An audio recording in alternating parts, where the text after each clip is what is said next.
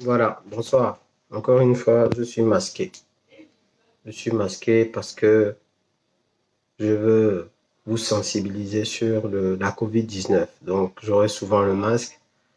Nous sommes un petit ngosé, il est presque 1 heure du matin en France, minuit donc bientôt au Gabon. On a passé déjà la date du jour. On est le 25 octobre. Voilà, nous sommes au matin, petit matin du 25 octobre. Plusieurs fidèles de l'Église chrétienne du Gabon se prépare à aller célébrer les cultes. À l'aube de ce 25 octobre, je souhaite vous entretenir sur le match de catch inapproprié que Lambert Mata et son gourou Mouni veulent engager contre le Vatican. Alors, je vais vous expliquer ma posture, mon positionnement et les enjeux, le jeu des enjeux. J'ai un document qui peut vous intéresser. C'est un article qui a été commandé par le ministère français de la Défense sur l'histoire des églises au Cameroun, au Congo-Brazzaville et au Gabon. Donc il y a des éléments très intéressants là-dedans. On parle notamment des différents mouvements pentecôtistes et autres, du pasteur Bandiga, de Mike Joktan. On parle d'eux dans ce document qui est officiel. Je vous le montre pour que on ne me taxe pas de menteur. Je n'aime pas trop. Attendez. Regardez bien. C'est un document officiel. Regardez. Ministère de la Défense. Délégation aux affaires stratégiques. C'est Ministère de la Défense français. Donc il y a un document sur les églises en Afrique centrale. Les églises de réveil en Afrique centrale, leurs impacts sur l'équilibre du pouvoir et la stabilité des États, les cas du Cameroun, du Gabon et de la République du Congo. Donc, vous voyez qu'il y a les. Donc, avant d'aller là-bas, parce que le but, c'est aussi d'apprendre quelque chose, c'est pas juste de faire un live pour faire un live. Avant d'aller là-bas, on va d'abord parler des enjeux autour de ce qui va se passer demain. Alors, pourquoi l'archevêque de Libreville est zen? Pourquoi il est zen? Pourquoi il ne panique pas? Pourquoi il ne chia pas comme la plupart des autres leaders, certains corrompus, d'autres dans des jeux de pouvoir? Il faut savoir une chose, c'est que l'Église catholique gabonaise a une double nature. Nature d'Église, que nous connaissons tous avec tout ce que ça veut dire, mais également représentation diplomatique de l'État du Vatican. Et la plupart des chapelles, cathédrales et autres sont d'ailleurs propriété du Vatican. L'enseignement qui est diffusé dans les écoles catholiques est un enseignement conventionné, c'est-à-dire qu'il y a une convention qui lie l'État gabonais et l'État du Vatican. Donc on ne viole pas une église comme ça, c'est comme un lieu diplomatique. Les églises je dis bien les églises catholiques qui sont soumises à une convention entre les deux États. Parce qu'il y a une convention, si vous ne le savez pas, entre l'État gabonais et le Vatican. Les autorités gabonaises ne peuvent pas entrer comme ça dans l'église sans déclencher un tsunami international parce que le Vatican a des réseaux terribles. C'est d'ailleurs pour ça que nos États vont toujours faire des alliances avec ce genre d'organisation parce que comme ils ont besoin de légitimité, ils essayent d'infiltrer toutes les églises. Et on va le voir là, dans le cas des églises éveillées, ils ont essayé la même chose et ils font la même chose, des alliances contre nature souvent manipulatoires avec le Vatican. Évidemment, vous savez, quand on est un État comme le Gabon qui n'arrive même plus à payer ses factures et qu'on va s'allier avec des gens qui sont capables de vous écraser en un jeu diplomatique, il faut savoir subir. D'autre part, justement dans les tentatives d'infiltration malsaine, une personne comme par exemple Marie-Madeleine Boroncho a à Hissassa une église qui est donc Berthéjean. Cette église est une église catholique romaine, donc en tout cas fait partie du giron de l'église catholique romaine. Ce qui veut dire que si Marie-Madeleine Boroncho, qui est la marraine de Mata, et Mata, son filleul, ainsi que tous les autres du pouvoir, persistent et signent dans leur tentative de violer, par exemple, les lieux diplomatiques du Vatican au Gabon, moi, si j'étais le pape, c'est facile, en 1 minute, je t'excommunie, donc tu n'as plus le droit, ça c'est déjà vu, c'est facile. Tu n'as plus le droit de venir dans les églises catholiques, on doit te chasser. dans tout le monde entier. On a vu, la dernière fois, Boroncho était en pèlerinage à Lourdes. Ça veut dire clairement que si elle commet un acte comme celui-là, le Vatican a toute l'attitude de dire que toi, tu ne peux plus venir à Lourdes. Que l'église de Berthe et Jean n'est plus une église catholique romaine. Elle sera donc bannie. À partir de ce moment, elle n'a peut-être qu'à aller faire alliance avec les orthodoxes, mais ça c'est tout autre chose, ça n'a rien à voir, parce que les orthodoxes c'est encore un autre level, surtout les orthodoxes tendance russe. Peut-être là-bas on peut la recevoir, puisque c'est aussi des catholiques à leur manière, ils ont aussi leur pape. Mais ça devient Maracas. C'est pour vous dire quoi, que ce qui se joue là, c'est pas juste ce qu'on discute dans les arrière-cours. Monseigneur, l'archevêque de Libreville, sachez-le, c'est pas lui qui est le vicaire du Vatican, c'est-à-dire le représentant du Vatican au Gabon, non. C'est Monseigneur Madega qui est le vicaire du Vatican. Et c'est lui, quand vous regardez le compte rendu dont Francis Badinga a publié la substance et ce que j'ai commenté hier, il était là lors de la réunion entre les différents pasteurs de l'église, les pasteurs, on va dire, bizarres, qui sont allés rencontrer l'évêque. Il était là, puisqu'on dit bien que c'était en présence du vicaire. Donc, en fait, il y a un vicaire, donc le représentant du Vatican au Gabon, c'est Monseigneur Madega. Tout ce que on va dire ça, les représentants du Vatican, qui sont les archevêques, les évêques, les vicaires, font au Gabon, doit d'abord être validé par une conférence épiscopale. Et on a bien lu quelque part que cette conférence avait décidé de l'ouverture des cultes, des lieux de culte demain. Et cette conférence épiscopale est en fait le lieu où on prend des décisions validées par le Vatican. Concrètement, ça veut dire que là, c'est pas genre Monseigneur Madega qui va en guerre contre l'État gabonais. C'est pas genre Monseigneur Ibaba qui va en guerre contre l'État gabonais. Non. C'est une décision qui est concertée par l'État du Vatican. Voilà, vous suivez? Donc, à partir de ce moment, on n'est pas en train de parler des à peu près. Aucun policier gabonais ne pourra rentrer dans une église catholique demain. Aucun. Vous allez voir vous-même. D'ailleurs, vous avez vu ce qu'ils font. La botte qu'ils trouvent toujours dans tous les pays du monde. Quand ils veulent museler l'église catholique. Parce que c'est un État à lui seul. Et je vous l'ai dit, les propriétés sont propriétés du Vatican. C'est pas la propriété du Gabon. Il y a juste une convention pour gérer tout ça. Bon. Donc, qu'est-ce qu'ils font souvent? Ils empêchent les fidèles d'entrer à l'église.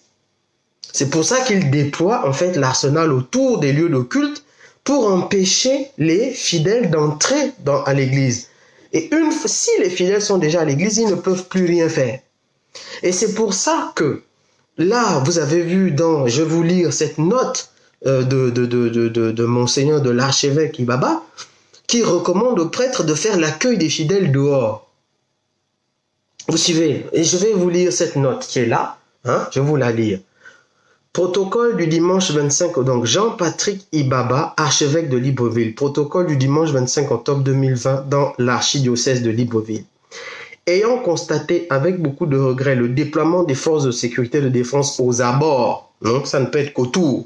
Ils ne peuvent pas entrer, ils ne peuvent rien faire sur les lieux de culte. Ils ne peuvent pas. En tout cas, par rapport à l'église catholique, je ne vais pas parler des autres pour le moment, je parle d'abord juste de l'église catholique. Donc, aux abords de nos différentes paroisses, signe de la volonté manifeste de nos dirigeants de violer une fois de plus notre liberté religieuse.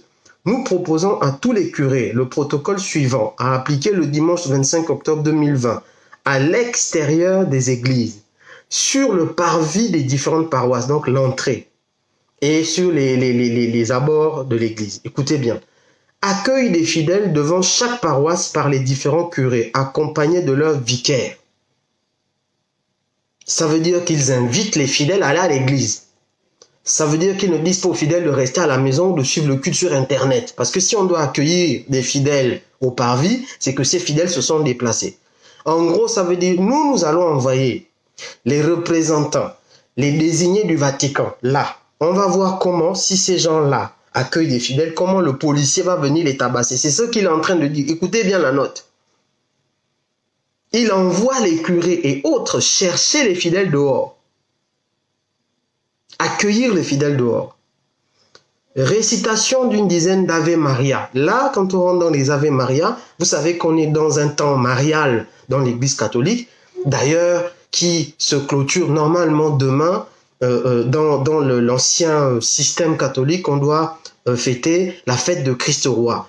Christ roi, c'est cette fête, moi je suis pas catholique mais je me suis renseigné, c'est cette fête qui consacre la royauté de Christ dans la vie de tout être humain. Je pense que c'est pour ça que l'Église catholique du Gabon veut absolument utiliser cette date. Bon, c'est vrai que ça a été modifié maintenant, on peut fêter ça aussi le 22 novembre notamment, mais il y a encore toute une tradition catholique qui fête le Christ roi, d'accord, le dernier dimanche du mois d'octobre, le dimanche avant la Toussaint. Donc c'est une date très importante dans le calendrier catholique, en même temps qu'on est dans un temps marial.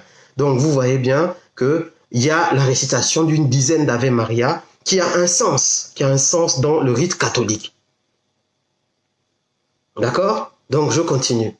Troisième chose, proclamation de l'évangile pas d'homélie, proclamation de l'évangile. Puisqu'on est en train de fêter Christ roi et qu'on est dans un temps marial, le but c'est de dire aux prêtres que le but c'est de proclamer la domination de Christ sur toute chose. Christ roi. C'est très symbolique. Et un catholique qui comprend, qui connaît bien les rites, c'est que là on est dans une posture de Christ sauveur du croyant persécuté. C'est ça la posture. Christ sauveur du croyant persécuté. Et quand on dit Christ là, il y a tout un ensemble. Parce que là, ça veut dire que, touche-nous pendant ce moment, le Vatican n'aura plus de limite pour faire certaines choses. Et je peux vous dire que les moyens de pression du Vatican sont énormes.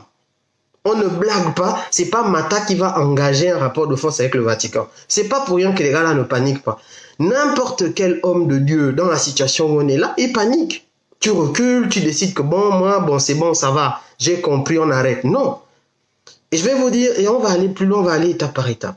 Quatrième chose, envoi et bénédiction des fidèles avec le très saint sacrement. Écoutez bien, envoi et bénédiction des fidèles avec le très saint sacrement.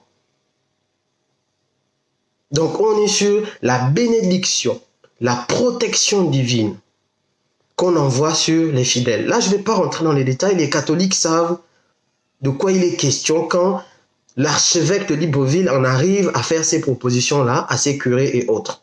D'accord? Tout en affirmant ici avec force et fermeté notre liberté de culte et notre identité de chrétiens catholiques, nous ne laissons pas gagner par la peur, la haine, la violence. Ça veut dire que nous n'allons attaquer personne. Nous ne sommes pas là pour être vecteurs de violence. La violence sera donc le fait des bourreaux. Et le bourreau ne peut être que, dans ce cas-là, la police, puisque c'est eux qui veulent amener la répression. C'est ça que ça veut dire. Donc là, il se positionne en posture de l'homme de paix. Il positionne le catholique en posture de celui qui ne veut pas le trouble, mais qui veut juste pratiquer sa foi. Donc il est dans ce qu'on appelle son bon droit. Quelqu'un qui est dans son bon droit et tu l'attaques, lorsque le déchaînement qui va s'abattre sur les dirigeants qui ont pris ces décisions, ça va être un déchaînement que tout le monde va accepter. Parce qu'ils n'étaient pas face à des fidèles armés, ils sont juste venus pour pratiquer leur culte. Dans toute la liberté que leur garantit la convention entre le Vatican et le Gabon, il y a une convention dans laquelle le Gabon s'engage à ne pas aller intervenir sur les modalités de culte de l'Église catholique. Tant que cette Église est responsable, ce qu'elle a toujours été. Je vais avancer dans mon propos. Respectons les forces de l'ordre en évitant toute provocation. Ils ne vont pas les provoquer. Paroles ou gestes déplacés. Ils viennent juste pour louer leur Dieu. Soyons vigilants. Il y aura des gens parmi nous sans habit de noces pour semer la zizanie. Donc, il y a déjà des personnes qui ont été payées par le régime pour s'infiltrer dans ces moments de prière et dont le but sera de créer le trouble. Donc il avertit les fidèles catholiques de cela. Ça veut dire qu'il y a des informations et on a vu des vidéos de personnes qui s'habillaient déjà avec certaines tenues en disant que demain c'est la finale alors que c'est un moment de culte. Ce n'est pas l'État gabonais qui est visé par le moment des catholiques, c'est le fait de célébrer Christ roi. Et pourquoi l'État gabonais se positionne en ennemi de cette célébration? Là est la question à laquelle ils devront eux-mêmes répondre demain. Frères bien-aimés de Dieu, dimanche 25 octobre 2020, prenez votre chapelet en main. Le chapelet, qui est une arme redoutable de la foi catholique pour leur propre foi. Chacun y croit ou pas, mais pour eux-mêmes, c'est très important. Quand un catholique sort son chapelet, C'est que là, il part dans un combat spirituel, mais le combat spirituel du Vatican n'est pas que spirituel, il s'appuie sur des éléments factuels dont on va parler. Ce ne sera pas avec le poing levé que nous nous sanctifierons, mais avec le rosaire à la main.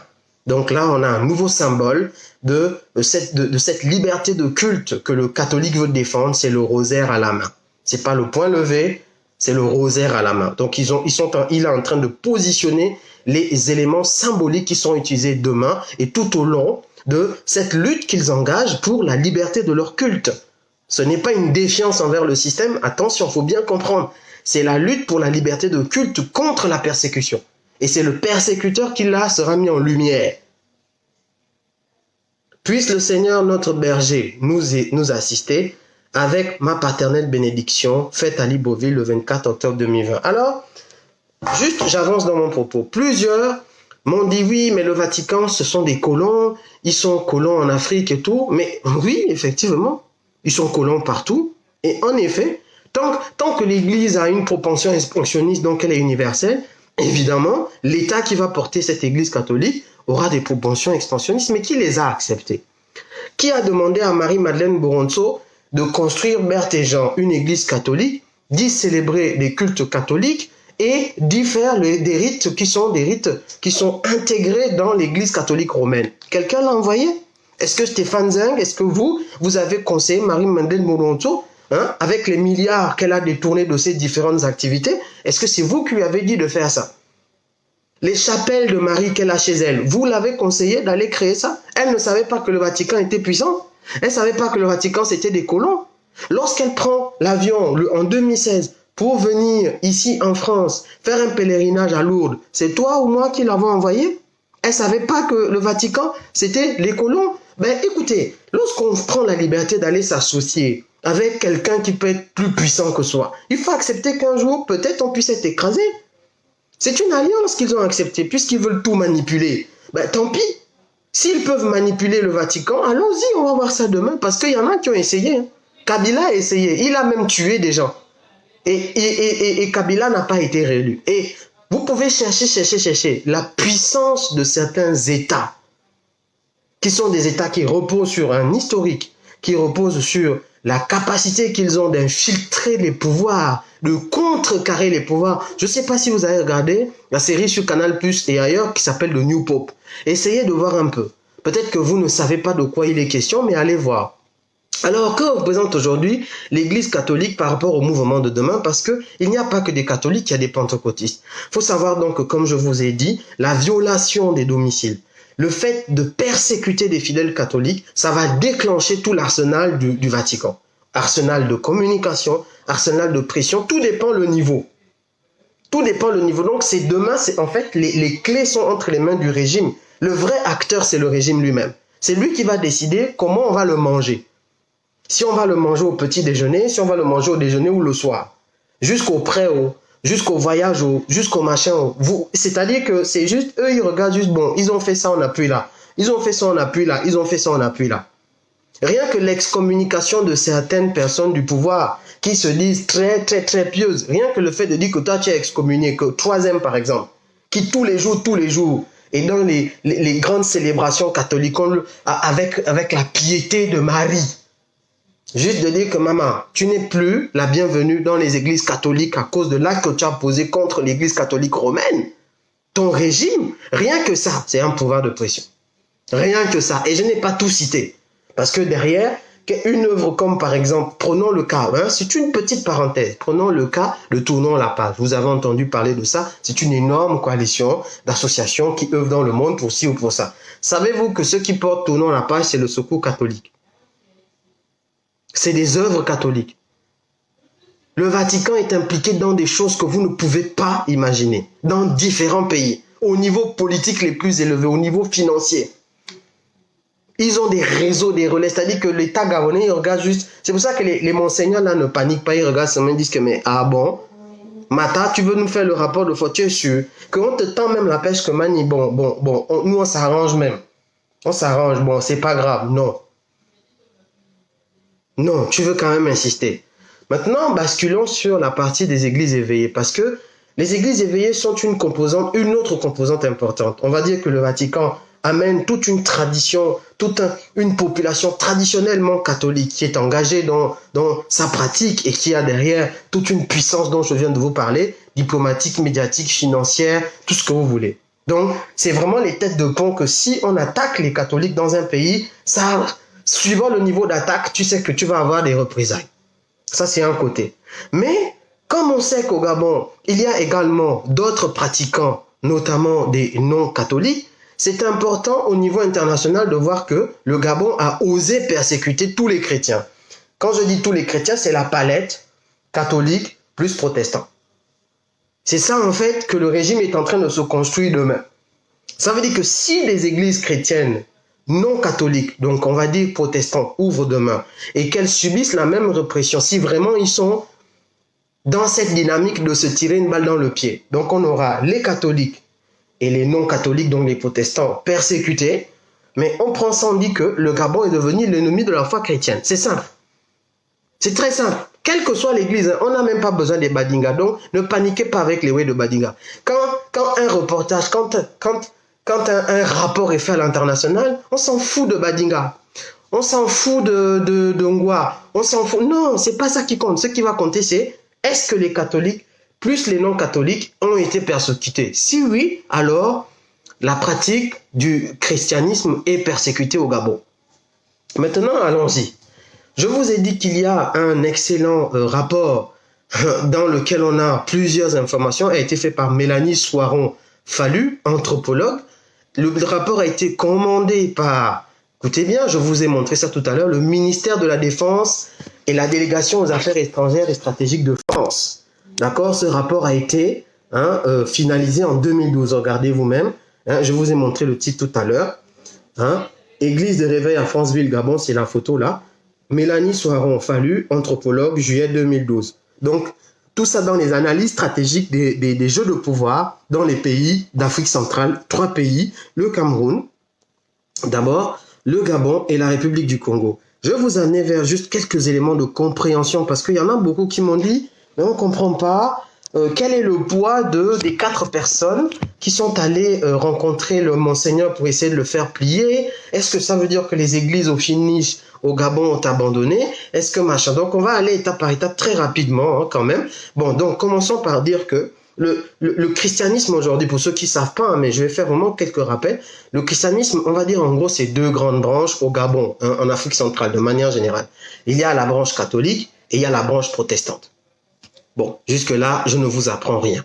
Je vous ai déjà parlé des catholiques un peu. Je ne vais pas rentrer dans le détail historique, mais rentrons dans le détail maintenant des protestants. Pourquoi? Parce que cette deuxième branche-là, elle est beaucoup plus dynamique. Comment on va dire ça?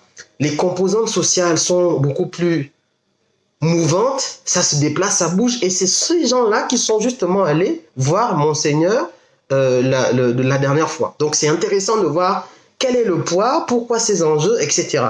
Et vous remarquerez que c'est pour ça que ces 4 leaders d'organisation sont allés voir l'église catholique. Pourquoi? Ils ne sont pas allés voir leur père de l'église protestante, non.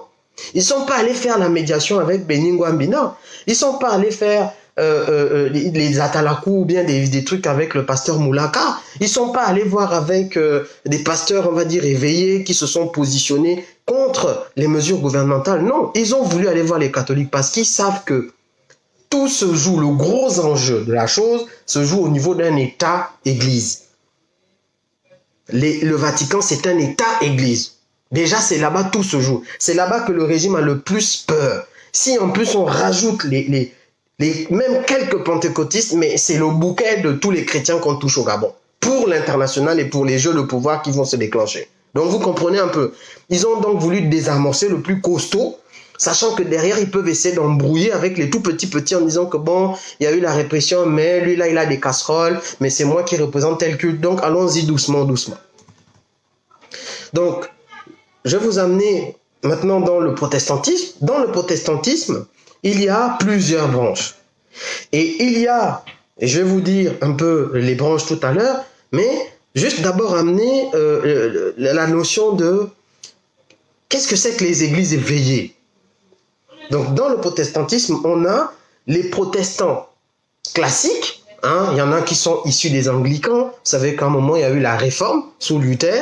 Et puis après, cette réforme s'est répandue un peu en Europe, d'accord? Et au bout de la réforme, qu'est-ce qui s'est passé? Je vais vous dire très, très concrètement. Donc, au bout de la réforme, qu'est-ce qui s'est passé? Il s'est passé que le culte réformé, donc le fait que certains ont dit que la réforme, ça s'est passé au XVIe siècle. Donc, avec, vous connaissez Jean Calvin et Martin Luther. Ok? Donc, ça, c'est au XVIe siècle. Puis, au fur et à mesure de l'Allemagne et tout, au fur et à mesure, cette réforme qui a amené le protestantisme s'est déployée. Et on a vu la création de ce qu'on appelle l'église évangélique. L'église évangélique est née au XVIIe siècle. C'est là qu'on a vu la première église évangélique, elle était baptiste, c'est-à-dire qu'eux, ils mettaient en avant le baptême. D'accord? Le baptême lorsqu'on est conscient. Enfin, le baptême quand on est bébé. Et ça s'est passé en Hollande. Puis au fur et à mesure, ça s'est déporté vers les Amériques, la Suisse, l'Angleterre. De là, ces vagues-là, qui sont parties de ces pays européens, sont descendues en Afrique. Et là, on est au début du XXe siècle. Et les premiers mouvements issus de tout ça, de ce protestantisme nouveau, ils sont donc apparus en Afrique de l'Ouest, on va dire le Libéria, la Sierra Leone, le Bénin, le Togo, au début du XXe siècle. Juste pour vous amener vers le protestantisme avec quelques tendances après vers le pentecôtisme, et on va rentrer dans les églises éveillées. Bon, je vais résumer. Dans le protestantisme, on a les protestants classiques, on a les protestants, donc par exemple l'église réformée. Je ne sais pas si vous l'avez, on a l'église luthérienne, on a l'église calviniste. Il y a des calvinistes au Cameroun, il y en a à Libreville, notamment, ils ont leur culte à derrière l'école normale. Il y a une église calviniste là-bas. Donc ça, c'est vraiment les protestants classiques. Puis, on a le protestantisme dit évangélique. Donc là, c'est les gens qui veulent mettre l'évangile au cœur de la pratique du protestantisme dans son ensemble. Donc l'évangile, l'église évangélique par exemple, à la base, elle est axée sur l'évangile. Mais ensuite, il y a une glissade vers ce qu'on appelle l'évangélique pentecôtiste. Alors, le pentecôtisme a pour, comment on va dire, a pour principe important, c'est le fait de mettre en avant le Saint-Esprit. D'accord? Et donc là, on va rentrer dans les pentecôtistes, parce qu'il faut bien comprendre l'histoire de ces mouvements, parce que ça va vous positionner les leaders qu'on a et les différentes églises. Donc on a dans les pentecôtistes, qui donc mettent le Saint-Esprit au cœur de la pratique religieuse protestante, on a les pentecôtistes classiques, donc par exemple les Assemblées de Dieu, qui ont été fondées en 1914 aux États-Unis sous le nom anglais de Assemblies of God, qui sont arrivées en premier au Ghana et au Libéria. Les églises néo-pentecôtistes. Alors les néo-pentecôtistes, c'est créé entre 1970 et 1980. Et c'est le renouveau spirituel des églises pentecôtistes classiques. Ça veut dire que les pentecôtistes, néo-pentecôtistes, disent qu'ils ont constaté que le pentecôtisme s'était essoufflé et qu'ils arrivent avec un réveil. Toujours l'idée de réveil derrière. Et c'est eux qui ont amené l'idée d'utiliser les médias, les nouveaux médias. Donc la radio, la télé, le machin, c'est les néo-pentecôtistes. On va dire qu'un exemple de néo-pentecôtistes qu'on connaît en Afrique, c'est la chapelle des vainqueurs, de Winners Chapel, qui a été créée en 1983.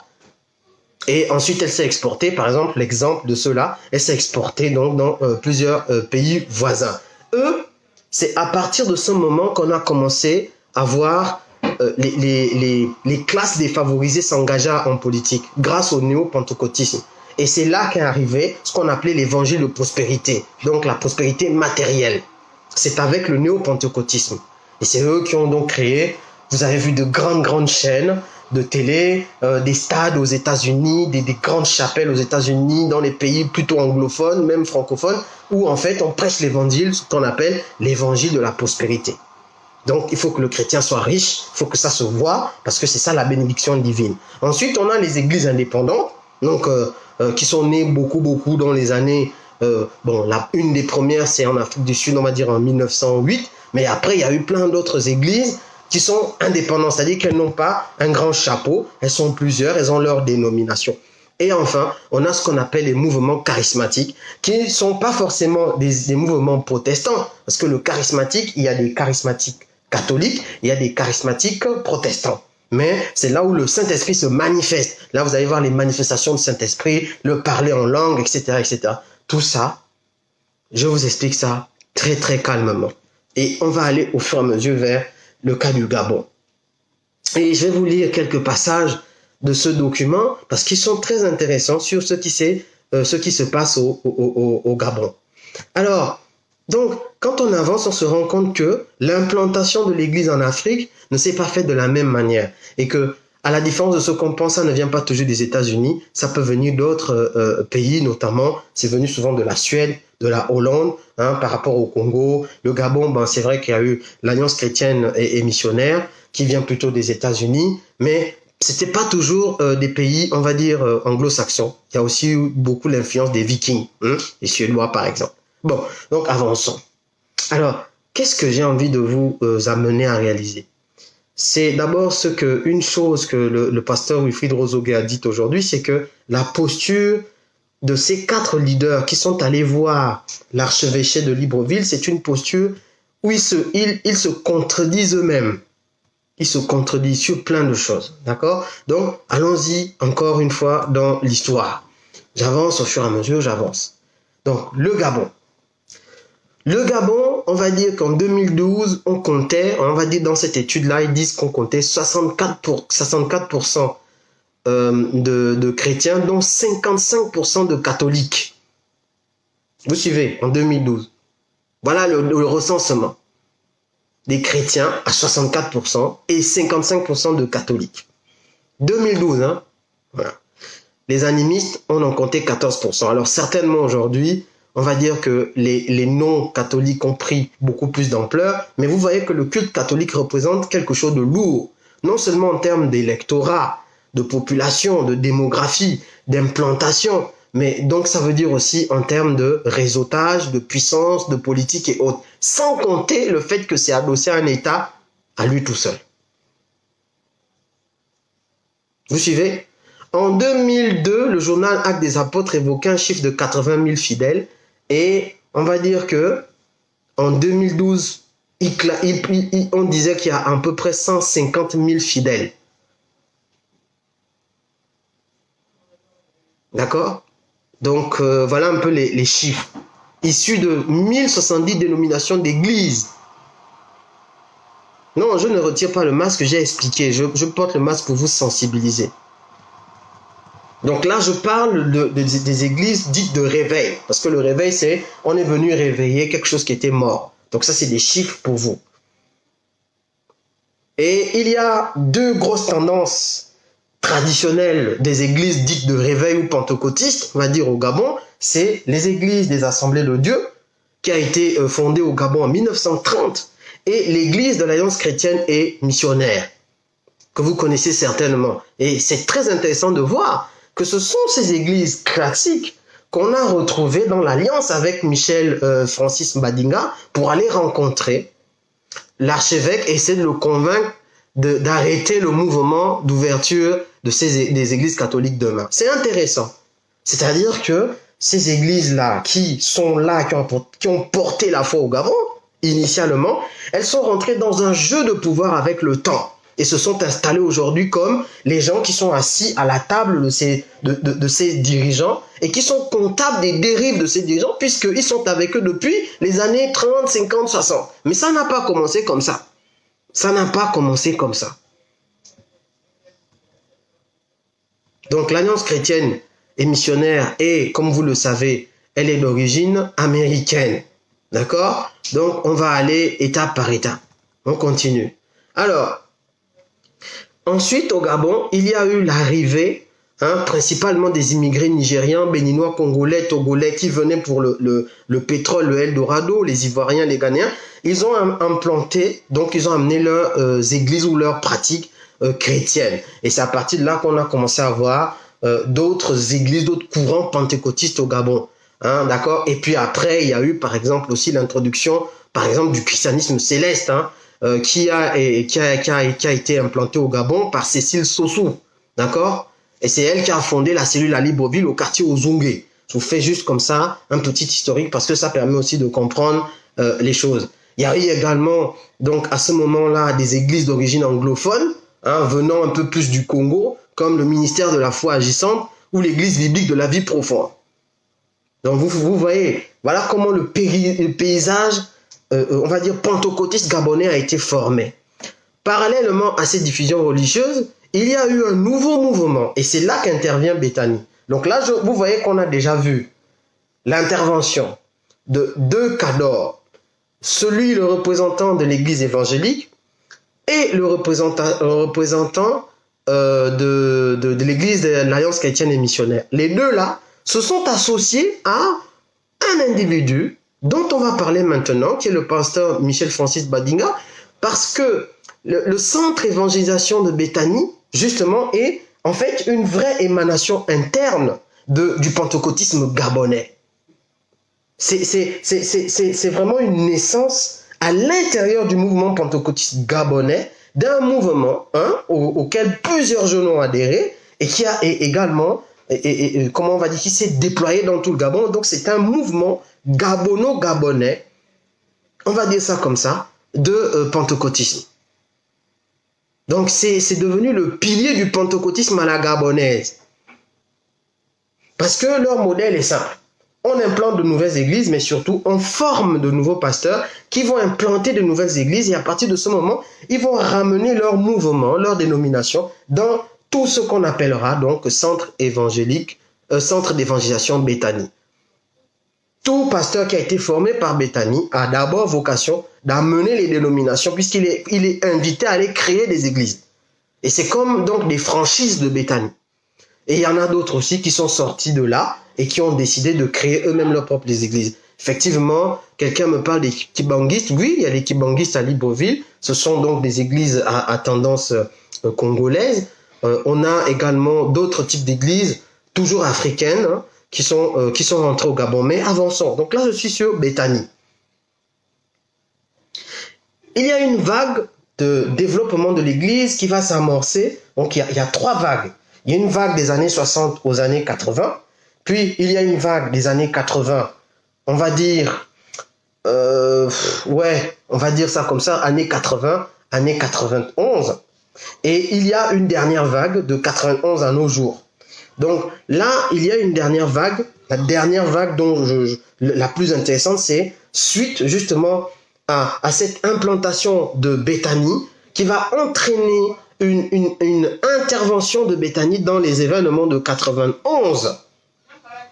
Parce que Béthanie a joué un rôle dans les événements de 91. Mais on va aller là-dessus très tranquillement. Parce que vous savez qu'il y avait une loi sur la liberté d'association qui a été normalement votée au Gabon en 1962, mais qui n'avait jamais été appliquée. Et c'est comme ça que lorsqu'on arrive en 1990-91 avec les événements qui touchent Béthanie depuis 85 jusqu'à 91, parce que sachant quand même que le pasteur Michel Francis Bandiga était emprisonné en 85, et on va dire pourquoi, eh bien, la liberté d'association n'était pas permise. Donc Béthanie et les autres mouvements pentecôtistes étaient, suivant ce que l'État voulait bien faire d'eux, considérés comme des mouvements sectaires interdits.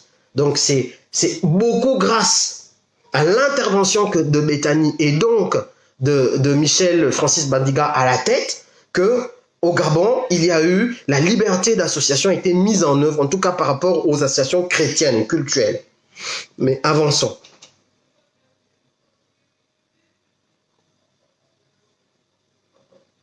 Donc, parallèlement, d'autres mouvements religieux ont l'autorisation de s'installer au Gabon, notamment ceux issus du Congo-Brazzaville, où un an plus tard, la liberté de culte fut proclamée. C'est ainsi que les églises de cette mouvance à dominante anglophone ont vu arriver les églises qualifiées de néo-pentecôtistes originaires du Brésil, telles que l'Église universelle du Royaume de Dieu, EURD, et elle est d'abord implantée au Gabon avant d'aller au Congo-Brazza et au Cameroun, au début des années 2000. 3 églises se sont implantées à Libreville, dans les quartiers de Kingele, Lalala, au PK8. 10 ans plus tard, donc en 2010, il y a déjà 10 ans aujourd'hui, on dénombrait 6 églises à Libreville de l'EURD, une à Port-Gentil et une autre à Oyem. La stratégie d'implantation de l'EURD était, à l'intérieur des villes, s'approprier des lieux destinés auparavant aux loisirs, tels que les salles de cinéma, d'accord, l'appropriation des lieux destinés aux loisirs, salles de cinéma, boîtes de nuit, et aussi s'implanter autour des lieux tels que les stations, les gares routières, etc. Pourquoi? Parce que Ça permet d'abord d'assurer une entrée des fidèles, hein, ça permet d'assurer une visibilité, et puis ce sont des lieux qui étaient très accessibles. Donc, on continue. Je pense qu'il y en a beaucoup qui vont être intéressés par ce contenu et la suite. Ça permet de comprendre, hein, parce qu'il y a beaucoup de non-chrétiens qui ne comprennent pas tous ces trucs qui sont là, et même des chrétiens qui ne connaissent pas bien l'histoire du christianisme et puis du pentecôtisme au Gabon, des églises éveillées. Donc, l'église investit les espaces voués aux choses mondaines. C'est une récupération. Donc, considérés à cette date-là par le pouvoir politique comme des sectes dangereuses et exerçant leur ministère dans l'illégalité, les églises de réveil n'ont pas participé à la conférence nationale de 90-91. Par la suite, durant plus d'une dizaine d'années, ces églises et leurs représentants se sentiront lésés par rapport aux autres confessions religieuses. Donc, le statut de l'église éveillée au Gabon a toujours été ambigu. Et vous voyez que cette ambiguïté a joué sur les positions des leaders de ces mouvements. Parce que pendant qu'on reconnaît l'église évangélique, pendant qu'on reconnaît l'église de l'Alliance chrétienne et missionnaire, pendant qu'on reconnaît même parfois, on reconnaît l'église traditionnelle protestante, pendant qu'on reconnaît l'islam, pendant qu'on reconnaît le bouddhisme, pendant qu'on reconnaît, eh bien, il y a certaines dénominations pentecôtistes qui n'étaient pas du tout reconnues par le régime. Donc, c'était au petit bonheur la chance. Évidemment, à l'époque où je vous parle, Béthanie, par exemple, n'était pas reconnue. Plein d'autres dénominations n'étaient pas reconnues. Et ils en souffraient. Et forcément, à un moment donné, il faut que quelque chose se passe.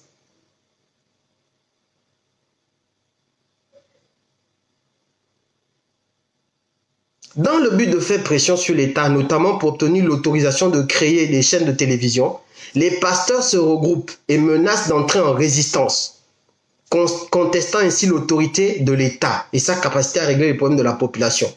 Finalement, Omar Bongo Ondimba reçoit en audience une délégation de pasteurs et des tractations débutent. À la suite de celle-ci, 3 fédérations d'églises rassemblant près de 150 associations religieuses furent formées.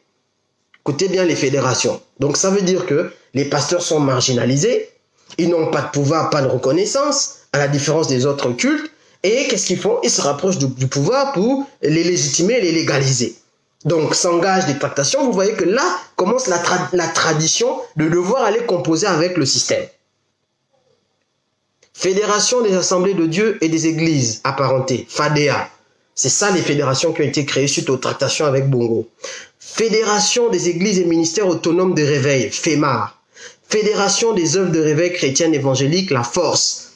La fameuse Force dont Badinga a fait référence dans son courrier en disant qu'il est secrétaire de la Force. Les gens n'ont pas compris ce que c'est. C'est la Fédération des églises et ministères autonomes de réveil, c'est la Fédération des œuvres de réveil chrétiennes évangéliques. Ces 3 fédérations furent regroupées sous la tutelle de la Confédération pentecôtiste charismatique et de réveil, CPCR. Donc, Confédération pentecôtiste charismatique de réveil devient comme la papauté de 3 fédérations. FEMAR, FADEA et Force. Boum.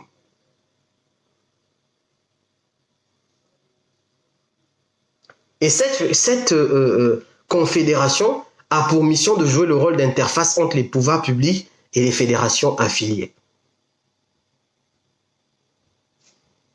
Et c'est à partir de ce moment que Bongo a décidé que je vais quand même vous donner l'oreille.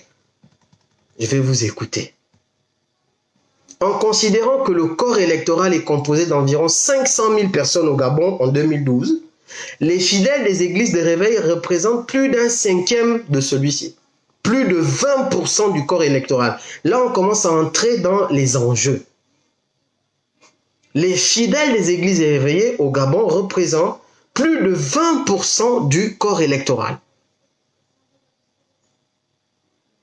Et qui n'a pas échappé aux candidats des élections locales et nationales qui, par ce biais, peuvent disposer d'une sorte de vivier l'électeur. Donc, les hommes politiques regardent l'électorat comme un vivier d'électeurs. Et ils regardent les églises éveillées comme un vivier d'électeurs, avec des jeunes, des gens vigoureux, des personnes instruites, et puis qui est étalé dans tout le pays, mais qui n'est pas reconnu, mais qui est traité bizarrement par le pouvoir. Donc, en fait, on crée un enfant malade.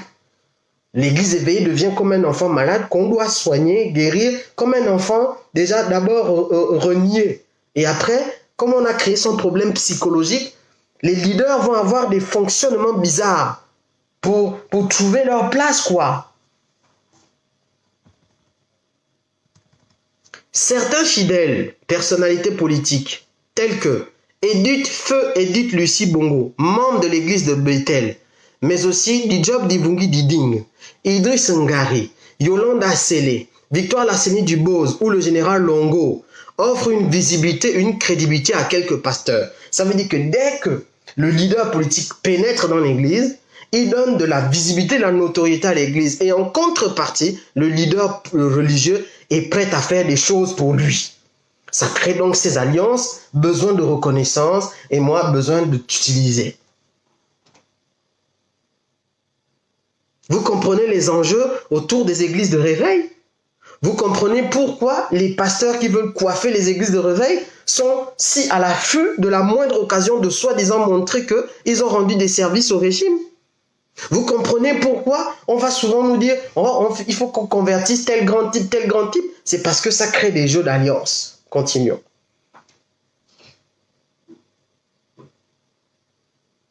C'est ainsi que lors des dernières élections présidentielles de 2009, 4 pasteurs pentecôtistes se présentèrent. Ernest Tomo, qui s'est finalement retiré de la course électorale après qu'une révélation divine lui ait indiqué de ne pas barrer la route au candidat Bongo Ondimba, que Dieu avait choisi pour présider encore cette année aux destinées du Gabon. Suivez bien.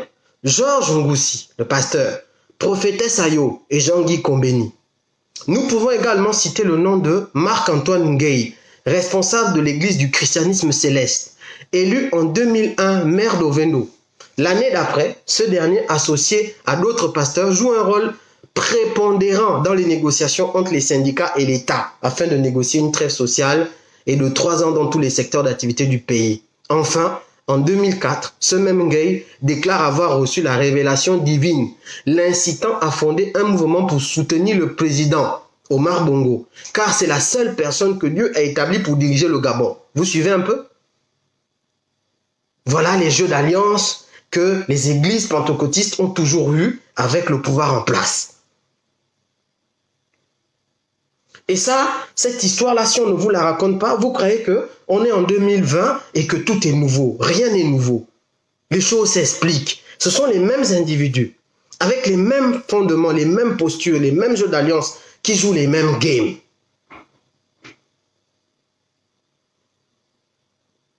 Et c'est ainsi que ce monsieur, le pasteur Nguei, là, il a créé le rassemblement des églises pentecôtistes pour la paix.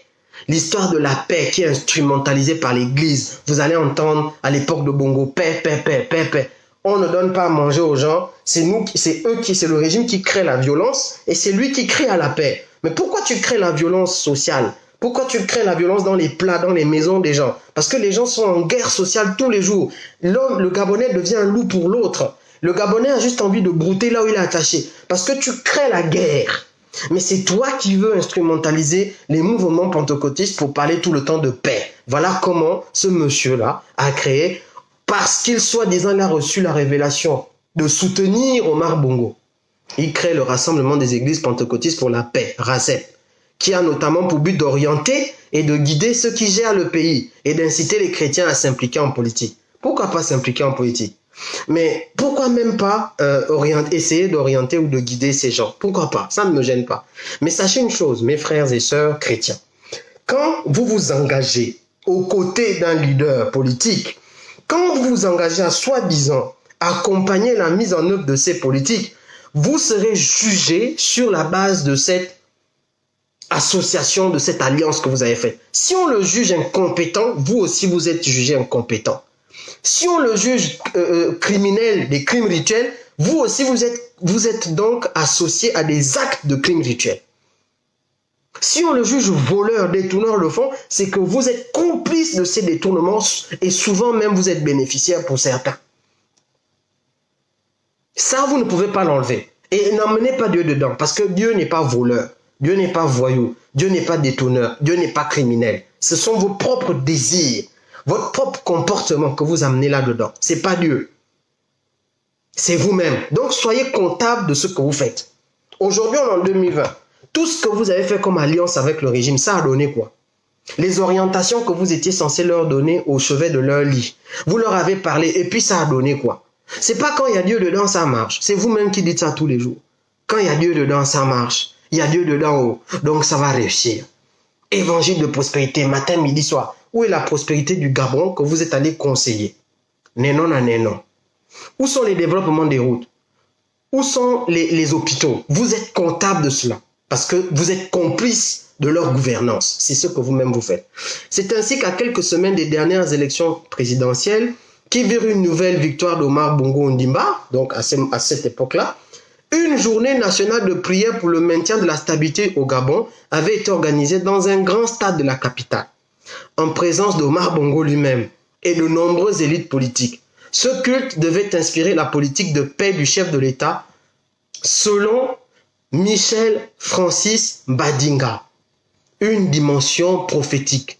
Selon une interprétation de la Bible, toute autorité vient de Dieu. Vous voyez déjà, là nous sommes dans un document officiel d'un anthropologue qui travaille pour le ministère de la Défense français. Service Affaires étrangères. On voit déjà apparaître les codes que vous entendez tous les jours. Toute autorité vient de Dieu. Celui-ci doit donc inspirer les hommes politiques. Vous organisez un rassemblement, journée nationale de prière pour le maintien de la stabilité au Gabon. Le Gabon est stable. Sous Bongo, quelle stabilité on avait dans les années 2000? Il y avait quelle stabilité? Un pays en déliquescence qui glissait tout doucement vers la situation qu'on a aujourd'hui. Vous êtes complices de cela, vous, ces pasteurs-là. Et on cite ici, c'est pas moi, Michel Francis Badinga. Il est cité dans ce document. Continuons. Dans leur vision, les pasteurs ont donc la charge de donner au personnel politique de la part de Dieu un certain nombre d'orientations. Celles-ci ont pour but d'accompagner la mise en place des mesures au cours du mandat présidentiel. Si c'est le pasteur Badinga, si c'est le pasteur Mike Joktan, si c'est le pasteur Intel, si c'est le pasteur Intel qui a donné les orientations de Dieu sur la gouvernance du Gabon, et que cette gouvernance a amené à l'enfer qu'on vit aujourd'hui, parce que c'est littéralement ce qu'on vit, je suis désolé. Dieu ne pouvant pas être dans l'erreur à ce point, c'est que ces orientations ne venaient pas de Dieu. C'est très simple. C'est soit Dieu était dans l'erreur, ce qui est impossible, c'est une impossibilité. Dieu ne peut pas être dans l'erreur puisqu'il est Dieu. Donc ceux qui ont donné les orientations qui nous ont amenés aujourd'hui dans le gouffre, ce sont les individus eux-mêmes pour leurs propres intérêts. Vous, chrétiens de Béthanie, vous, chrétiens de l'église de Joktan et autres, vous devez vous en rendre compte. Ils ont dit eux-mêmes, écoutez, je redis la phrase, et c'est ce qu'eux ils disent à la bouche, parce qu'ils oublient que le temps est long, et qu'on peut contrôler ce que tu as dit il y a 10 ans. Tu crois que c'est nouveau? Non, on te dit que, mais il y a 10 ans, regarde ce que tu as dit. Écoutez bien ce qu'ils disent.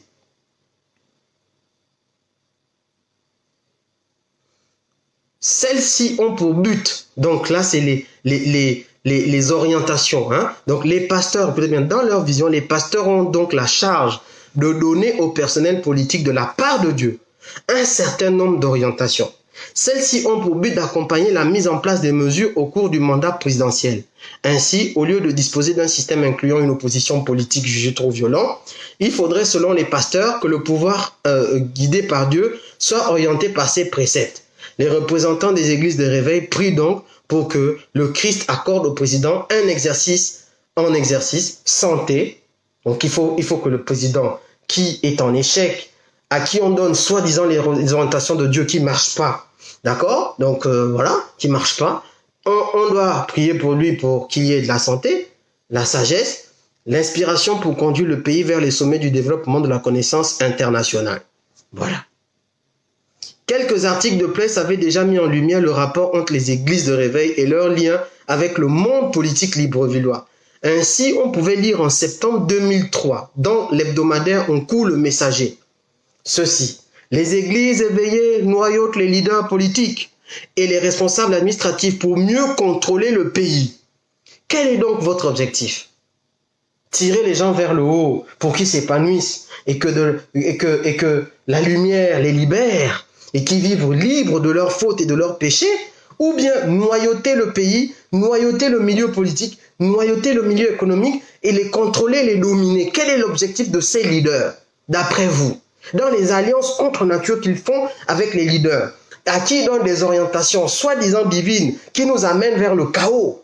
Et ils renouvellent tout le temps leur engagement auprès de ces gens. Parce que si tu me dis, bon, en fait, moi j'ai donné les orientations divines, mais il n'a pas suivi. Mais détache-toi et dénonce, comme le font tous les prophètes et les envoyés de Dieu. Que non, voilà ce que Dieu a dit, je t'ai donné ça, je t'ai bien donné la feuille de route, mais tu n'as pas suivi. Non. Mais chaque année, tu recommences. Tu recommences belote et rebelote. Chaque élection, belote et rebelote. Ça veut dire que non seulement tu es comptable des fausses orientations que tu leur as données, mais tu es comptable de l'état dans lequel le pays est suite aux orientations fausses que tu leur as données. Donc c'est toi qui les a consolidés dans l'idée qu'il fallait détourner, par ta posture, par ta complicité, et peut-être même que tu leur as donné des idées. On ne sait pas. Qu'est-ce qu'on doit en déduire?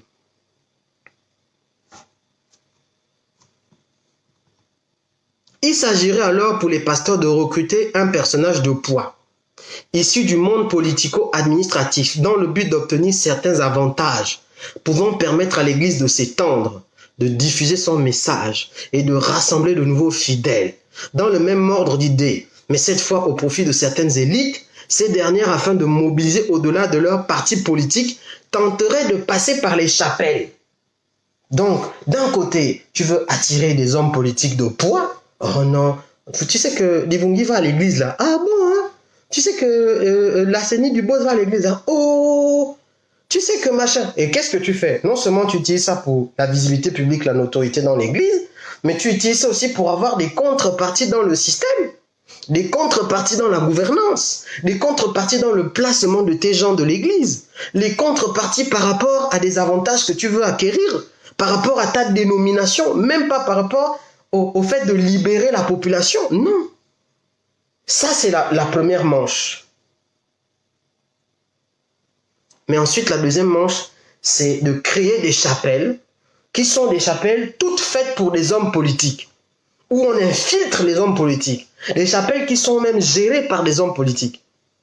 Les deux axes-là, c'est comme ça que des leaders religieux qui sont là depuis Kala, depuis les années 90, ils étaient au Balango. Depuis 80, ils étaient au Balango, ils ont vu que voilà le plan qu'on va mettre en œuvre pour dominer le Gabon comme des vampires. Et tout ça au nom de Dieu. Quel Dieu? Même le ministère des Affaires étrangères français voit votre jeu. Nous, au quartier, on connaît ça depuis. Mais même à l'international, on connaît votre jeu. C'est une honte. C'est-à-dire qu'aujourd'hui, vous salissez l'honneur du pentecôtisme.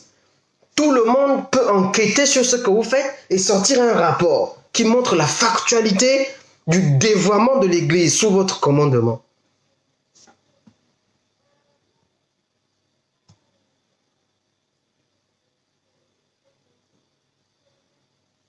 Organisés en une élite chrétienne, ces responsables politiques auraient pour mission d'impliquer leur groupe et leurs leaders dans la gestion des affaires publiques. Le pouvoir qui leur est conféré doit aussi être mis au service de leur Église. C'est pour ça que j'avais dénoncé les agissements de Ayo et de son mari à Pisolube. Parce que quand ils arrivent dans ces églises-là, dans ces lieux de gouvernance publique, au lieu de créer du bien-être, c'est ce que j'avais dit, au lieu de créer du bien-être, ils font tout pour contrôler les lieux de gouvernance publique, les lieux où on doit s'épanouir, les lieux où on doit avoir du développement, les lieux où on doit retrouver du bien vivre, du bien travailler, du bien-être au travail, les lieux qui doivent être cités en exemple de gouvernance, de gérance, de transparence. Ce sont des lieux où non seulement on va placer ces gens, on va placer les gens des églises, on va placer parfois ces tisas parce que ce sont des leaders déréglés comme nous tous. La seule différence qu'il y a entre ces leaders-là et nous autres, c'est que nous, on reconnaît qu'on est pécheurs. C'est la seule différence. On est pécheurs et privés de la gloire de Dieu. On n'a pas besoin de tourner. Mais il n'y a pas plus aveugle que celui qui veut faire croire qu'il n'est pas aveugle, alors que tout le monde voit bien qu'il n'arrête pas de mener tout le monde dans le trou si on le suit. Il n'y a pas plus aveugle que celui-là. Et je préfère être le pécheur qui reconnaît son péché Parce que je le reconnais, je suis pécheur comme vous. Tout le monde est pécheur. Mais il y en a qui ne veulent pas reconnaître quand ils ont les intentions de leur cœur les ont emmenés vers des alliances contre nature qui ont cassé le sens même de l'Église, non seulement vu des chrétiens, mais vu même des non-chrétiens. Ils ne veulent pas le reconnaître. Et ils sont là. Ils ont monopolisé tout l'appareil pendant 30 ans. Tu es là. Tu ne prépares même pas des remplaçants. Non, à chaque fois que tu prépares des gens, ce sont des sous-fifres qui doivent travailler pour toi parce que toi, tu es éternel. Les mêmes choses qu'on a vues avec le parti unique, ce sont les mêmes choses qu'on retrouve à l'église. Les mêmes trahisons qu'on a vues dans la politique avec Mbabé Sol en 93, c'est la même trahison que Michel Francis Bandinga a créée lui. Parce qu'en étant persécuté en 85, tout le monde croyait qu'il serait le leader qui va ouvrir les portes pour que le christianisme puisse développer le Gabon. Mais qu'est-ce qu'il a fait? Il a voulu créer un chapeau pour devenir une sorte de pape avec quelques amis et aller négocier des intérêts de dénomination auprès des dirigeants, avec un plan qui était de rentrer dans la politique au travers de l'outil Béthanie, qu'il a transformé en un outil de prise de contrôle des lieux de gouvernance, prise de contrôle du pouvoir et surtout prise de contrôle du croyant. Est-ce que ça peut continuer? Non. Parce que chaque jour, chaque posture que ces gens-là vont avoir, vont les dévoiler vis-à-vis de leurs propres fidèles. Mais il y en a qui seront toujours aveugles. Mais il y en a beaucoup qui ont ouvert les yeux et qui ont vu. Ce n'est pas que Béthanie, c'est une mauvaise œuvre. Au contraire. Quel grand réveil comment on va dire ça, des destins. Parce qu'un destin transformé, c'est un destin épanoui, c'est un destin qui fait du bien autour de lui. Quand quelqu'un qui était avant peut-être soulard, il tapait sa femme, peut-être il était incestueux avec ses enfants et autres, change de vie, avant même de parler de religion et autres, on voit tout le bien social. D'abord, lui-même, il est bien. Ensuite, il crée le bien autour de lui. Et si tout ça est arrivé par Béthanie ou par d'autres, on ne peut que féliciter. Mais si au contraire, on se retrouve avec un outil qui est si puissant, si intéressant, qui était si divin, si spirituel, qui devient tout simplement un outil de prise de contrôle des gens, un outil de recherche d'intérêt personnel, même pas dénominationnel, ça devient du personnel. C'est toi qui décides qui on place où, pour qui tu vas négocier quoi, quelle voiture on doit te donner, en contrepartie de quel service. Le centre d'évangélisation Béthanie est l'une des églises, une église reconnue au Gabon. Parce qu'elle est bien déployée, oui. Le révérend Francis Michel Bandinga est président de la surveillance apostolique de Béthanie. Et il est considéré par beaucoup comme le père du réveil, grâce à la création de Béthanie en 85. Et le ministère de Béthanie est fondé sur la révélation de l'Esprit de Dieu aux églises, mais aussi aux nations. Le but de Béthanie, écoutez bien, c'est la proclamation de l'évangile de Christ et de sa parole pour susciter un nouveau réveil qui se doit d'affecter et de transformer tous les domaines de la vie en société, c'est-à-dire spirituel, politique, économique, social, culturel, éducatif. Quelle noble mission qu'est-elle devenue? La volonté de l'Église clairement affichée est de jouer un rôle sur la scène politico-sociale. Il y en a beaucoup qui, ne connaissant pas les fondements de Béthanie, croient que ce n'est qu'une œuvre spirituelle. Pas du tout. Écoutez, je vais répéter pour ceux qui ne savent pas, parce qu'il y a des gens de Béthanie qui ne savent peut-être même pas l'objectif initial de Béthanie. Proclamation de l'évangile de Christ et de sa parole pour susciter un nouveau réveil qui se doit d'affecter et de transformer tous les domaines de la vie en société, c'est-à-dire spirituel, politique, économique, social, culturel et éducatif. Donc le but de Béthanie n'est pas de rester que dans le spirituel. Son but, c'était d'impacter tous les domaines de la vie d'un être humain, tous les domaines de la vie en société. Et en plus, d'impacter pour transformer. Pas d'impacter pour tirer vers le bas, pas d'impacter pour emprisonner, pas d'impacter pour manipuler, pas d'impacter pour fermer sa bouche. Bandinga a été arrêté et emprisonné en 1985. Écoutez bien la raison. Après avoir critiqué le monopartisme et les mauvaises conditions de vie des Gabonais au cours de campagnes d'évangélisation. Il n'a pas juste critiqué la non-liberté de culte, il a critiqué la gouvernance du pays, ce qui est une posture politique de défiance et d'opposition. Puisque Béthani le lui permettait, dans les textes fondateurs, il a eu une posture politique de critique de la gouvernance du pays. Et c'est le même Francis Badinga qu'on retrouve aujourd'hui, qu'il est incapable de continuer à critiquer, puisqu'aujourd'hui on est dans une situation pire qu'en 1985. Pire.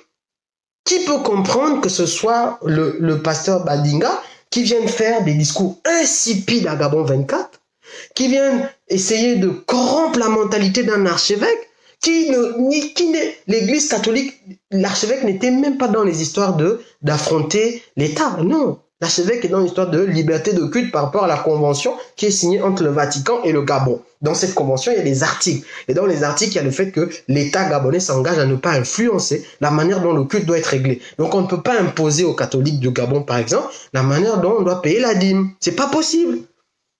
On ne peut pas. C'est structurel. Et le cas de force majeure doit être un échange, c'est-à-dire on est dans le cas Covid, bon, on veut restreindre tes libertés, mais voilà, on explique, on échange, on trouve un compromis. C'est même pas ça. Et en plus, le cas de force majeure n'est même pas visible puisque eux-mêmes, les dirigeants, ils ne prennent aucune mesure. Donc on n'est même pas en train de parler de Covid. Pour ceux qui croient qu'on parle de Covid, on ne parle pas de Covid. On est en train de parler de la volonté des dirigeants à ne pas respecter leurs engagements vis-à-vis de l'institution catholique qui est un État-Église. Donc en fait, c'est la rupture de convention diplomatique entre deux États. C'est de ça dont on parle. On n'est pas en train de parler de l'histoire de Covid. Si ce n'était que le Covid, c'est même pas la peine de parler parce que eux-mêmes, vu ce qu'ils démontrent. Macron, tu vois qu'il a le masque. Au moins, il montre que, bon, le Covid existe, même s'il existe, même s'il n'existe pas, mais je mets le masque pour vous montrer que c'est sérieux. Vous avez déjà vu Ali Bongo avec un masque? Un masque, un seul. Vous avez déjà vu? Pour montrer que l'affaire est sérieuse. Donc, si c'est juste une histoire de Covid, là, nous, on est même plus sérieux que nos gouvernants, qui font des bains de foule, qui vont distribuer de l'argent aux IEM, qui font les grands types qu'on porte comme des blancs anti-poi. Si ce n'était que ça, c'est pas ça. Je continue, j'ai presque fini, ne vous inquiétez pas. Le début des années 90 fut pour lui l'occasion d'exprimer ses opinions religieuses et d'exposer la manière dont l'Église pourrait intervenir dans les affaires publiques. Intervention dans les affaires publiques, ça s'appelle politique, parce que politique a trois sens. Même si la reconnaissance a été longue et tortueuse, le pasteur s'est imposé dans le paysage politique du Gabon. Il a publié 3 livres. Et le dernier, c'est Le pasteur et le président. Je ne vais pas citer les 2 autres.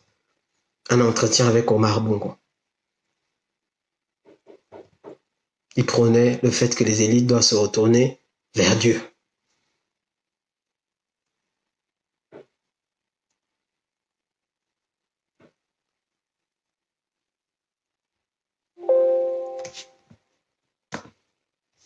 Donc, plusieurs pasteurs gabonais ont été formés à Béthani. Par exemple, les dénominations telles que Bethel, qui sont aussi des dénominations filles de Béthani, hein? Bethel, Buisson Ardent, Ministère Éphésien, Église de Jérusalem, Église Saint-Sauveur. Ce sont Mike Joktan a été formé à Béthani. Dijob Divungi Diding, qui a désormais, je crois, une église, était d'abord à Béthani, puisqu'il est le cousin de Francis Badinga. Vous savez peut-être pas. Divungi est le cousin de Badinga.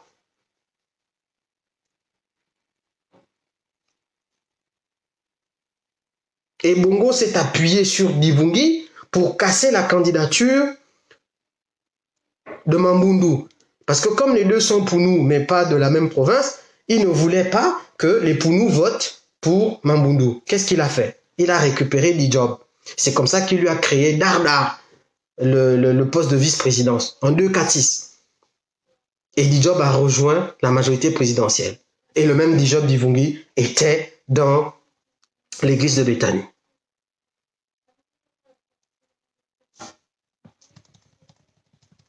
À la base.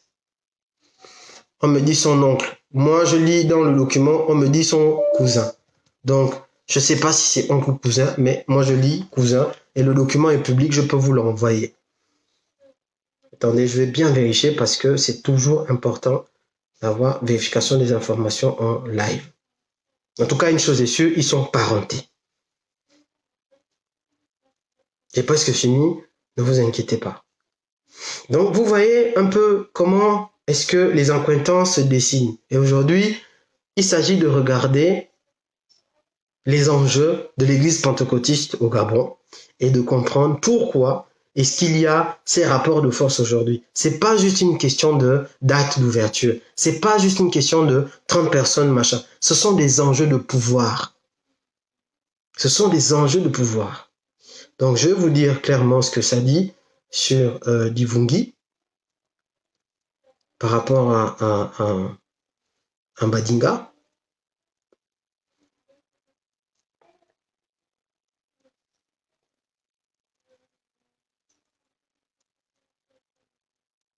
Voilà, donc là, on va parler de lui. Le Bethany est aussi un bon exemple du lien et du bénéfice mutuel qui peut exister entre un personnage politique de poids et une église de réveil reconnue, à l'image de Dijob Divungi Diding, donc frère en Christ à Bethany, nommé vice-président de la République en 97, en accord avec certains principes géopolitiques officieux, relevant d'une répartition des postes politico-administratifs. Sa nomination aurait eu pour but d'attirer les votes Pounou vers le parti au pouvoir, le PDG. Originaire de l'Ogooué-Maritime, son frère Pierre Claver Divungi fut maire de Port-Gentil. Cet ancien ministre sous le monopartisme entre 1981 et 89, donc là on parle de Dijob, puis député de Mouila, région de Langounier, entre 1996 et 2002, est soupçonné en 90 d'avoir fomenté un coup d'État en collaboration avec Pierre Mamboundou, Pounou de Langounier. D'accord? Donc il est figure de l'opposition décédée maintenant de cette tous. En 93, Dijob crée un parti d'opposition et devient le leader de l'Alliance démocratique et républicaine qu'on appelle ADER. Toutefois, au début de l'année 97, soit une année avant les élections présidentielles, Divungi Diding annonce que son parti apporte son soutien au président Omar Bongo Ondimba et se range dans la mouvance du PDG. Dès le mois de mai suivant, le poste de vice-président est créé et Divungi Diding y est nommé. L'objectif était ainsi de ramener vers le camp présidentiel les potentiels électeurs du Sud-Ouest, tentés de voter pour Pierre Mamboundou de l'Union du peuple gabonais UPG. Par ailleurs, au-delà de ces faits, sa capacité de rassemblement s'est largement vue accroître en raison de sa proximité avec le centre d'évangélisation Bethany, dirigé par l'un de ses cousins, le pasteur Michel Francis Mbadinga. Ainsi, sa foi en Bethany et sa proximité avec son leader a permis à l'ancien ministre, puis opposant, d'atteindre la vice-présidence.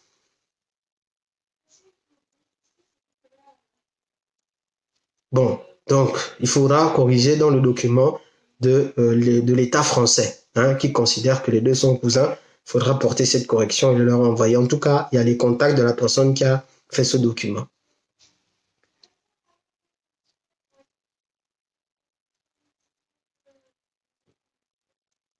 Il y a un exemple qui m'a plu dans ce rapport. L'un des exemples connus de l'influence de Bethany se révéla en 2003, lorsque le révérend David Fletcher, invité par Bethany, fut retenu par le Commissariat général à la documentation et à l'immigration, CGDI, pour défaut de visa et interdiction d'entrer sur le territoire à des orateurs invités pour des manifestations organisées par les communautés religieuses. Donc on a un évangéliste qui n'a pas le visa, qui arrive et le CEDOC le bloque, en gros l'équivalent du CEDOC. Il le bloque, non c'est pas grave, il le bloque et il y a également d'autres personnes invitées aux manifestations organisées par les communautés religieuses qui sont bloquées par l'équivalent du CEDOC de l'époque, donc le Commissariat général à la documentation et à l'immigration. Ce dernier fut alors libéré par décision du ministre de l'Intérieur de l'époque, Idriss Ngari, donc proche des milieux chrétiens déjà à l'époque, proche des milieux de Bethany. À la suite de quoi, le CGDI fut dissous, purement et simplement, notamment sous la pression des membres influents de Bethany. Son patron, le général Nguetsara Lendoy, dut alors quitter son poste. Donc c'est suite à ça que Nguetsara a quitté son poste à un organe dissous, donc commissariat de l'immigration, de la commission de l'immigration qui a été dissous parce qu'il avait osé retenir des leaders religieux sans visa et des personnes interdites de séjour. Vous voyez les jeux de pouvoir. Chacun sait ce qui gagne. Les histoires de dire oui, il n'y a pas de lien entre le régime et les leaders religieux, ce sont des choses qui sont fausses. Ils se rendent des pièces de monnaie chaque jour. Ce document-là, il est officiel. Je ne suis pas en train d'inventer. Personne ne peut m'accuser de faire la diffamation. Sinon, vous attaquez l'État français et notamment le service affaires étrangères. Vous les attaquez. Voilà les faits que le service affaires étrangères du ministère français de la Défense révèle dans un rapport. Ce rapport, vous pouvez le trouver sur Internet. Il a été publié en 2012. Ainsi, les membres influents de Bethany profitent de leur appartenance à l'Église pour obtenir des promotions ou valoriser leur statut. C'est pas moi qui dis. Le document est là.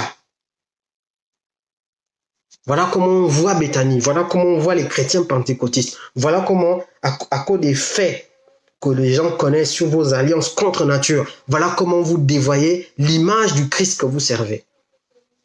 Au lieu de reconnaître qu'on est tous pécheurs et privés de la gloire de Dieu, vous allez continuer à vous passer pour des gens au-dessus des autres dans des games que vous croyez qu'on ne voit pas. Dans le même temps, l'Église bénéficie de l'image et du poids politique de ces derniers pour améliorer sa reconnaissance et diffuser son message religieux.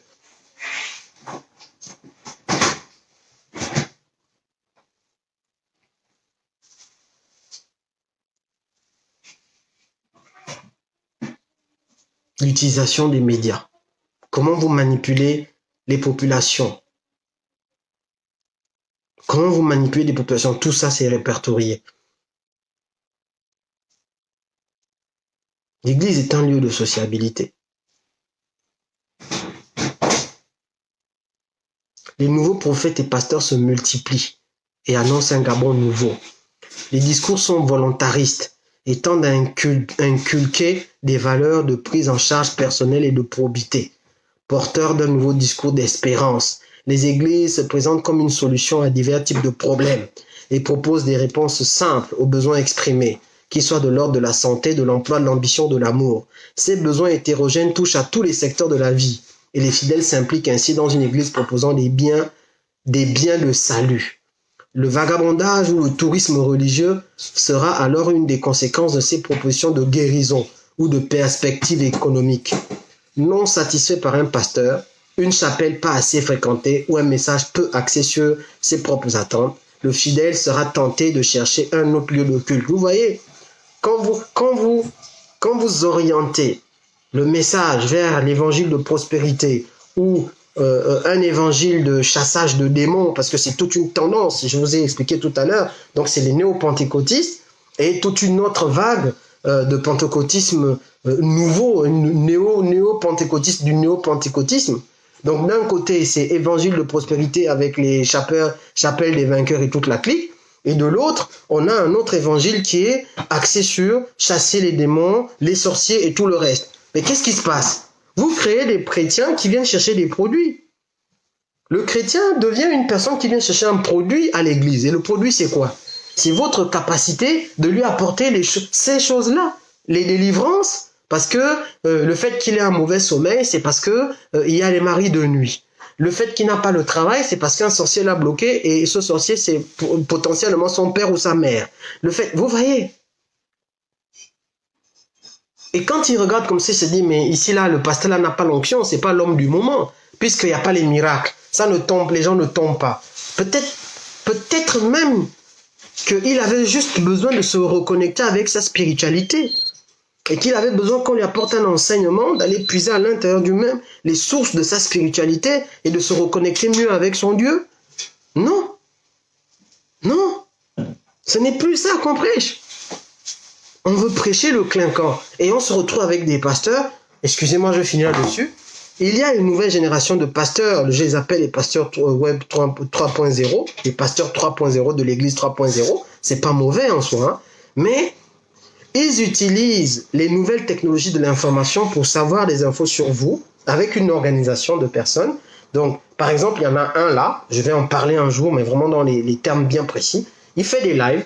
dans lesquels il demande aux gens de demander une prière. Comme ça, il va prier prophétiquement pour eux.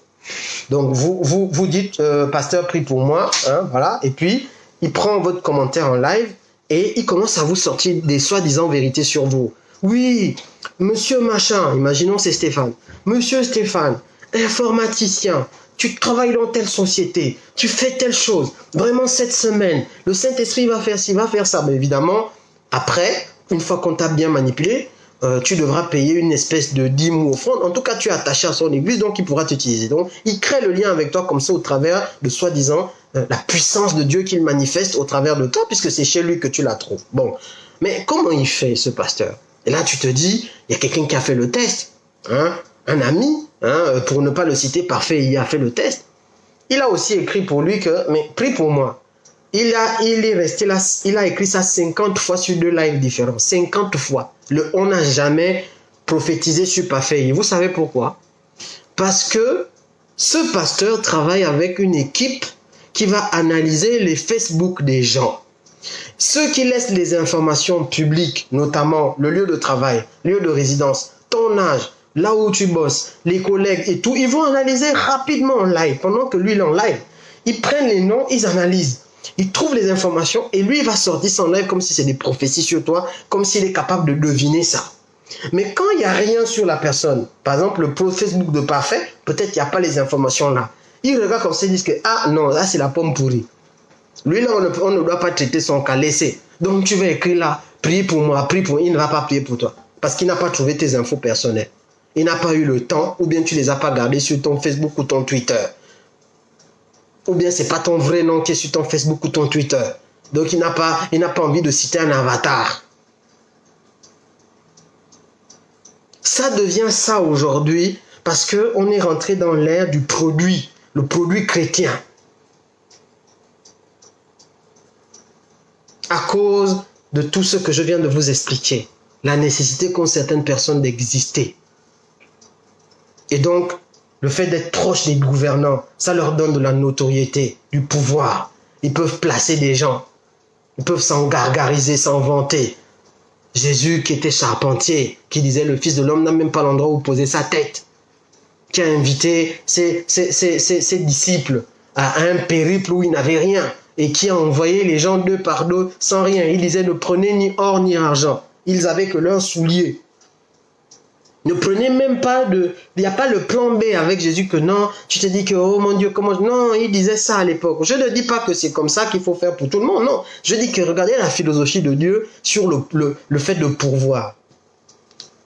Et aujourd'hui, on est face à des personnes qui calculent tout sur tous. On est gentil avec le plus grand donateur de l'église, plus gentil avec lui qu'avec la maman qui est au fond, parce que la maman qui est au fond ne donne rien. Elle n'a rien du tout. Donc, le ministre arrive, il a des chaises de ministre dans l'église. L'église de Jésus. C'est Jésus qui a valorisé la dame qui a donné son dernier sou, à la différence de celui qui est venu avec des tonnes et des tonnes d'argent. C'est-à-dire que non, celle-là, elle a donné tout ce qu'elle a avec son cœur. Lui, il a encore un peu. Il a donné que la moitié. Mais elle, son seul sou-là, c'était tout ce qu'elle avait. Et elle a la foi. Elle n'est pas venue dans la banque de Dieu. Parce que c'est les grands mots qu'on utilise au Gabon. La banque de Dieu. Dieu n'est pas votre banque. Vous serez toujours débiteur si c'est ça votre idée. Dieu n'est pas votre banque. Dieu n'est pas votre banque, mes chers frères et sœurs. Dieu n'est pas une banque. Si vous croyez qu'un jour vous pouvez être positif sur le compte de Dieu, que vous avez un compte chez Dieu et il vous doit, mais c'est que vous êtes blasphématoire. Qu'est-ce que vous pouvez comptabiliser comme dette que Dieu vous doit? Que vous êtes qui? Dieu va vous devoir quoi? Oh non, viens, tu donnes dans l'œuvre missionnaire de Dieu et puis comme ça s'inscrit dans la balance et tu deviens au positif par rapport à Dieu. Ah bon? Ah ouais, le Dieu qui te donne le souffle. Celui même quand tu n'avais aucune conscience de pouvoir exister, qui veillait sur toi dans le ventre de ta mère. Et tu vas te réveiller avec un compte où tu es créditeur, Dieu, et peut-être débiteur, il te doit. Dieu te doit. Le blasphème. Et il y a des chrétiens, on ne s'assoit même plus pour... Parce qu'on étouffe les chrétiens avec les réunions. Il n'a même plus le temps de s'asseoir et de méditer. Il est dans une espèce de de créneau en continu. Il est là, il rentre à la maison, c'est déjà tout réglé. On va faire la réunion sur Internet, sur Zoom. On finit là. Amen, amen, amen. Je suis déjà fatigué, je vais dormir. On ne réfléchit même plus. On ne prend même plus le temps de s'asseoir, de dire un peu que je vais regarder les choses avec un autre angle. Est-ce que l'affaire là, je ne suis pas en train de me tromper quelque part? Est-ce qu'on n'est pas en train d'essayer de me faire tourner en rond tout mon argent tous les jours, 3 jours sur 5, je suis dans les réunions. Quand je rentre chez moi, Zoom, WhatsApp, machin, truc, je n'ai même pas le temps de me poser. Mon mari me réclame, ma femme me réclame, les enfants me réclament, le travail me réclame, la famille me réclame, les orphelins, les œuvres missionnaires, les machins. Je rentre, je suis que cassé, cassé. Comment veux-tu que tu aies un évangile qui te protège des prédateurs? On t'amène dans un comportement de prisonnier pour que tu n'aies jamais le temps de réfléchir, que tu n'aies même jamais le temps de recevoir des vraies révélations. Parce que tu peux en recevoir même en faisant la vaisselle chez toi, même en allant passer la serpillière, pendant que tu es assis dans ton salon, à te reposer. Et pendant ce temps, le leader religieux, écoutez bien, qui vous invite aux réunions. Les réunions se passent plus ou moins chez lui, parce que souvent, l'église est pas loin de chez lui. Ou bien, les réunions se passent à sa convenance. Ça veut dire que lui, il est à l'aise pour soi-disant recevoir les révélations. Mais toi qui arrives, c'est toi qui dois te plier à son planning. C'est toi qui ne seras jamais à l'aise. C'est toi qui vas rentrer cassé avec les problèmes de couple. Ton mari n'en peut plus. Le moindre petit truc, c'est le pasteur qui est au courant avant lui. Le moindre petit truc. Le couple est désaxé vers l'extérieur. Et après, quand ça se casse la gueule, on crie. Quand ça ne va plus à la maison, on dit que le mari ou la femme sont des antéchrists. Non! Non! Donc voilà un peu le propos que je voulais tenir. En tout cas, je pense que vous avez un peu compris la moelle substantifiée. Voilà, on va dire ça comme ça. En tout cas, l'essentiel de ce que je voulais dire. Il y a des enjeux électoraux qui arrivent. L'Église est au cœur de ces enjeux. Les gouvernants du Gabon se sont toujours comportés comme ça. Ils veulent fragiliser l'Église, dominer l'Église, infiltrer l'Église, créer des liens avec des leaders spirituels pour pouvoir exploiter les ouailles.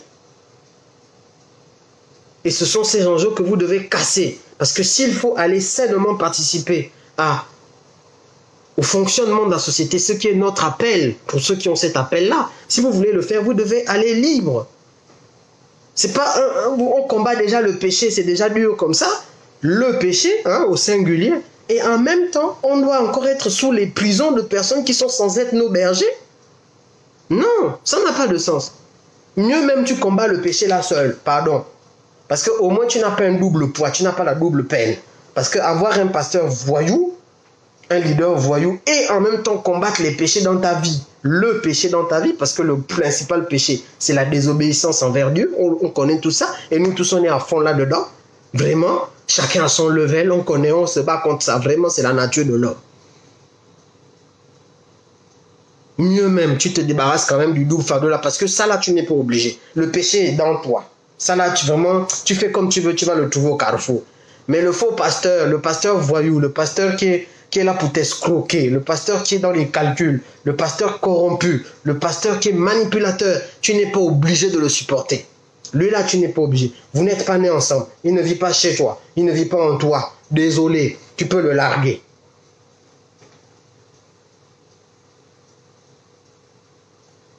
C'est l'homme qui a peur. Sinon, il n'y a rien. On est ensemble.